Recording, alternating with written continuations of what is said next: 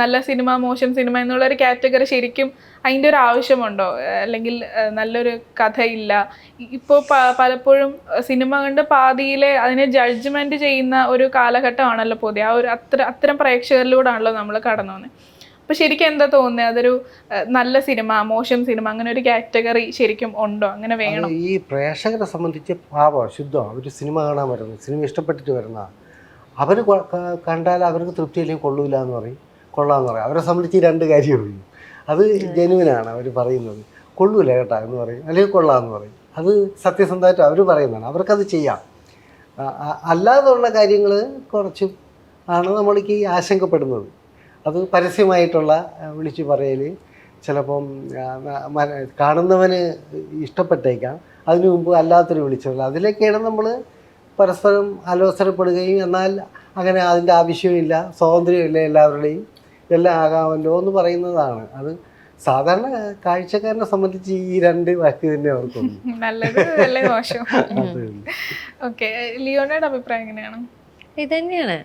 അതിപ്പോൾ ഇഷ്ടപ്പെട്ടു ഇഷ്ടപ്പെട്ടില്ല എന്നുള്ളത് അതിപ്പോൾ നമ്മൾ വെറും ആക്ടർ ആയതുകൊണ്ടല്ല, അല്ലാതെ ഇരുന്ന് നമ്മൾ സിനിമകൾ കാണുന്നുണ്ടല്ലോ, മറ്റ് ഭാഷാ സിനിമകൾ കാണുമ്പോൾ നമുക്ക് അഭിപ്രായങ്ങൾ ഉണ്ടാവുമല്ലോ, ഇത് ശരിയായില്ല അല്ലെങ്കിൽ അത് വർക്കായില്ല എന്ന് പറയണതിൽ തെറ്റൊന്നുമില്ല. അതിനപ്പുറത്തേക്ക് അതിനെ കീറി മുറിച്ച് ടാർഗറ്റഡ് ആയിട്ട് റിവ്യൂ പറയുമ്പോൾ അതെന്തിനാണെന്നുള്ളത് എനിക്ക് തോന്നുന്നു ഈ ബോക്സ് ഓഫീസ് കളക്ഷനെ മാനദണ്ഡമാക്കിക്കൊണ്ടാണ് പലപ്പോഴും ഈ സിനിമ ഹിറ്റായി, ഈ സിനിമ ഫ്ലോപ്പായി എന്ന് പറയുന്നത്. പക്ഷേ ക്രിട്ടിക്കലി നോക്കുമ്പം നല്ല സിനിമകളായിരിക്കാം, അല്ലെങ്കിൽ തിയേറ്ററിലെ ആളുകൾ കയറാത്തതിൻ്റെ പ്രശ്നമായിരിക്കാം. കണ്ടന്റ് വൈസ് അതൊരു നല്ല സിനിമ ആയിരിക്കാം, നല്ലൊരു കഥ പറയുന്ന നല്ലൊരു ഇനിഷ്യേറ്റീവ് ഉള്ള ഒരു സിനിമയായിരിക്കാം. പക്ഷേ ബോക്സ് ഓഫീസ് കളക്ഷൻ റിപ്പോർട്ടുകൾ വരുമ്പോൾ വിജയിച്ച് അല്ലെങ്കിൽ ലാഭം നേടിയില്ല എന്നുണ്ടെങ്കിൽ അതൊരു ഫ്ലോപ്പ് സിനിമയും അല്ലെങ്കിൽ അതൊരു നല്ല സിനിമയും എന്നുള്ളൊരു കാറ്റഗറൈസേഷൻ വരുന്നുണ്ടല്ലോ. അപ്പം ശരിക്കും അങ്ങനെയാണോ അല്ലയോ എന്നുള്ളൊരു ചോദ്യമാണ്. അത് എല്ലാ കാലത്തും അങ്ങനെ തന്നെയല്ലേ. നമുക്ക് ഇപ്പോൾ അതുകൊണ്ടാണല്ലോ ആർട്ട് മൂവി എന്ന് പറഞ്ഞൊരു കാറ്റഗറി തന്നെ ആളുകൾ പറഞ്ഞു തുടങ്ങിയത്. അത് വളരെയധികം കലാമൂല്യമുള്ള സിനിമകളായിരുന്നു, അന്നും ഇന്നും കലാമൂല്യമുള്ള സിനിമകൾ തന്നെയാണ്. പക്ഷെ അത് എല്ലാ പ്രേക്ഷകർക്കും അത് ഇഷ്ടപ്പെടണമെന്ന് വാശി പിടിക്കാൻ പറ്റില്ലല്ലോ.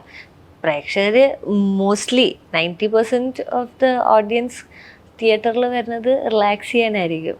ഇന്ന് വീക്കെൻഡാണ്, നമുക്കൊന്ന് പോയിട്ട് ചിരിക്കാം.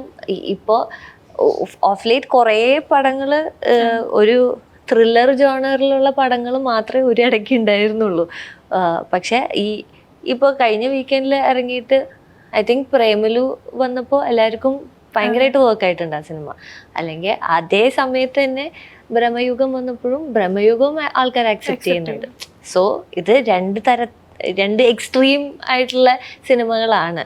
പക്ഷേ ഇപ്പോഴത്തെ പ്രേക്ഷകർ ഭയങ്കര ഇൻ്റലിജൻ്റും ആണ്. You can fool dum.